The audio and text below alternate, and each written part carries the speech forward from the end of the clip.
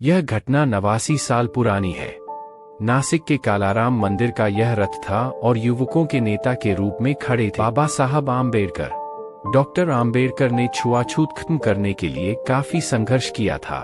कालाराम मंदिर का उनका आंदोलन काफी अहम माना जाता है। इस आंदोलन का लक्ष्य केवल सवर्ण हिंदुओं को आगाह करना नहीं था, बल्कि अंग्रेजों को जगाने के लिए भी था। आम्बेडकर की यह लड़ाई दलितों और शोषितों को हक दिलाने के लिए थी। 2 मार्च 1930 को यह लड़ाई शुरू हुई और 5 सालों तक चली। गोदावरी नदी के किनारे बसा नासिक सनातनी हिंदुओं का गढ़ माना जाता था। उसी नासिक के कालाराम मंदिर में हजारों अछूतों के साथ आम्बेडकर के प्रवेश का इरादा था। आम्बेडकर की जीवनी लिखने वाले धनंजय कीर लिखते हैं, आम्बेडकर ने महाराष्ट्र के ब्राह्मणों को साहस के साथ चुनौती दी थी। उस समय अंग्रेजों का भारत पर राज था। कांग्रेस अंग्रेजों से लड़ रही थी। दूसरी तरफ आम्बेडकर हिंदू धर्म के भीतर दलितों से भेदभाव और शोषण के खिलाफ लड़ रहे थे। आम्बेडकर हिंदू धर्म में सवर्णों के विशेषाधिकार को चुनौती दे रहे थे। कीर का कहना है, अंबेडकर का संघर्ष शक्तिशाली ब्राह्मणों से था जो दलितों को मनुष्य का अधिकार देने को राजी नहीं थे। 2 मार्च 1930 को नासिक शहर में एक जुलूस निकला था। ऐसा जुलूस इस शहर ने पहले कभी नहीं देखा था। आम्बेडकर की अध्यक्षता में एक सभा का आयोजन किया गया था। उसी सभी में ये जुलूस निकालने का निर्णय लिया गया था। जुलूस लगभग 1 किलोमीटर तक जाना था, जिसमें करीब 15,000 लोग शामिल थे।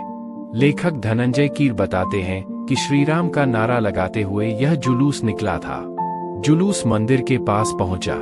मंदिर के सारे दरवाजे बंद थे, इसलिए जुलूस गोदावरी नदी के किनारे गया। वहां एक भव्य सभा हुई। दूसरे दिन मंदिर में प्रवेश करने का निर्णय हुआ। आंदोलनरत पहली टुकड़ी में 125 पुरुष और 25 औरतें थीं।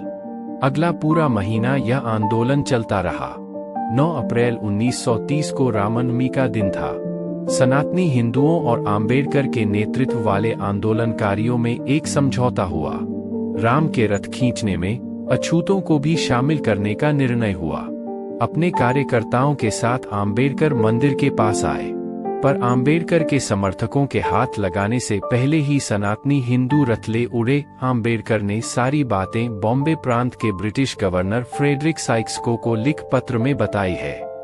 उनके अनुयायियों पर पत्थरबाजी हुई। आम्बेडकर पर कोई पत्थर ना गिरे, इसलिए उनके सिर पर लोगों ने छतरी लगा रखी थी।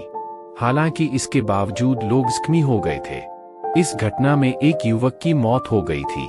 ब्रिटिश गवर्नर को लिखे पत्र में इसका जिक्र मिलता है। बाबा साहेब आम्बेडकर की जीवनी लिखने वाले धनंजय कीर ने लिखा है, सत्याग्रह के बाद नासिक में अछूतों को काफी मुश्किलों का सामना करना पड़ा। उनके बच्चों के स्कूल बंद हो गए, रास्ते बंद कर दिए गए, दुकानों से उन्हें सामान मिलने बंद हो गए। सनातनी हिंदू उन पर जोर जबरदस्ती करने लगे।